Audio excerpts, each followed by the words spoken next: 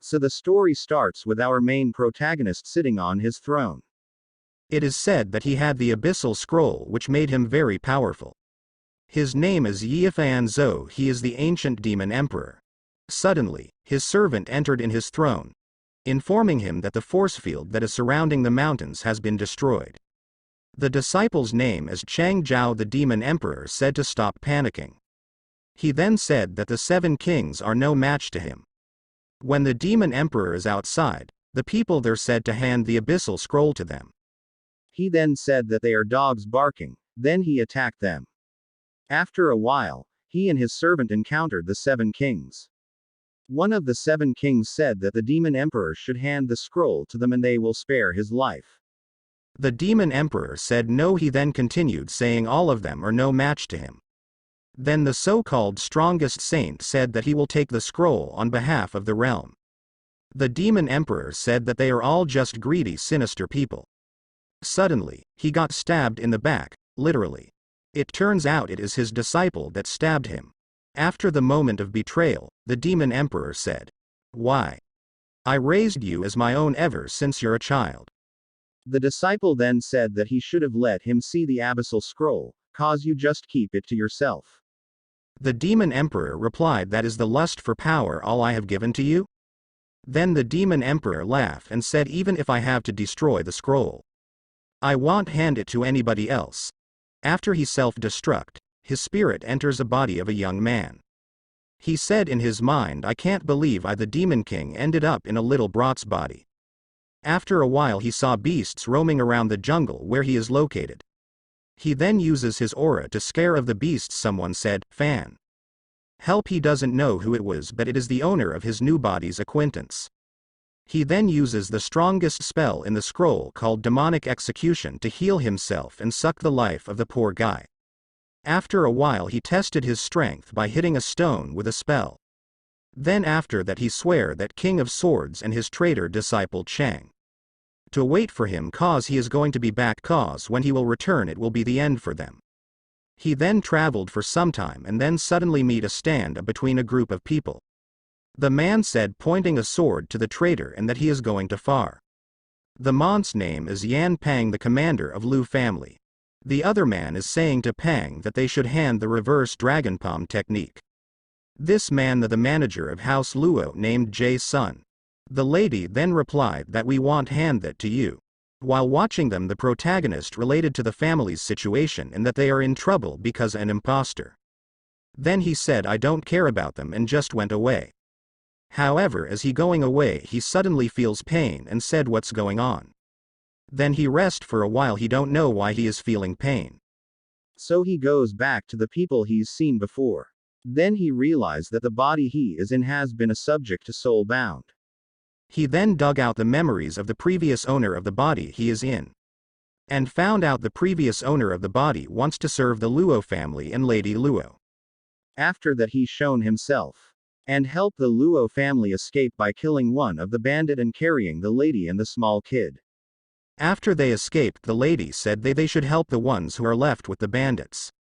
Then He said to them that we can't do anything if we're gonna go back there, and we will just waste their sacrifice to help us escape. Then the little kid got mad at Zhou Fan for being rude to his sister. But instead of obeying, the M spanked the little kid. Then the protagonist asked the lady if there are any hiding places around her. The lady replied that it's all farmlands here and there are barely any places to hide. However, there is a misty forest and even bandits gets lost there. The protagonist replied that is where we will go, and told the girl to lead the way. The lady is annoyed in her mind but didn't said it out loud. Then they arrived at the place. The lady said that her father is ALS-80 powerful but have no idea on why bandits would attack them. The protagonist said, "What a nice place." Then the lady said that Fan should bring the young master for she will stall the approaching enemy to help them escape. But the protagonist refused, saying that he is not familiar with the places here and that if she won't go, he will leave that brat here. And he is saying that he don't want to die yet, and that if she wants to die then she can, but he has no plan on dying. Saying it would not be worth. However, he said that we could take down Jay's son and his goons here. And then the lady said that this is crazy and that they won't have any chance of taking them down because they are not strong enough. But the protagonist said that in his eyes they are just commoners. Then he asked Lady Luo if she wants to take chances and gamble. Then he told the lady to give all the spirit stones in her possession. The lady gave it to him easily but said that if he will lie to her she said that she will hunt him even if she die. The protagonist went and said to them to wait him here. The little brat is somewhat not happy with their disciples' foul mouth but the lady said that he is better than those traitors. Then the protagonist arrived street the forest and said that no one knows that this is a force field. And he will make it into another demon mountain. Then he cast his spell. Then we go back to the lady and the kid. They saw something in the forest had changed. The mist cleared. Then she asked to the protagonist, "What is this?" He just answered, "This is just a sigil. What's the big deal?" Then he said follow him so that he can teach her the incantation. A little later, we can see that the enemy holding Commander Pang as the hostage. To catch the lady, then in the vicinity they can see the body of the protagonist. They then attacked him but he just smiled to them. One of the bandits swing a sword to him. Then at a nick of time the traitor of Luo family said to halt. Then he said that he underestimated Fan. The protagonist replied to him saying, "What if we make a trade?" Saying that he will hand the Luo brother and sister. Only if he will help him secure his future. The bandits are surprised. The traitor then asked on why he is doing this since the Luo treated him well. The protagonist replied saying I could say the same to you. The protagonist continued saying that the Luo family has fallen and he can't save them so it's better to trade their lives for my good. He then gave them a red thread which is said to be connected on where the Luo lady and kid is. While this is going on the Commander Pang of Luo family said that he trusted him before but now it has changed. While they continue going to the said path where the Luo masters await. Commander Pang keeps saying on how they are scoundrels and they deserve to die. A short while, Fan Zhou stopped walking, then said that he will leave him here.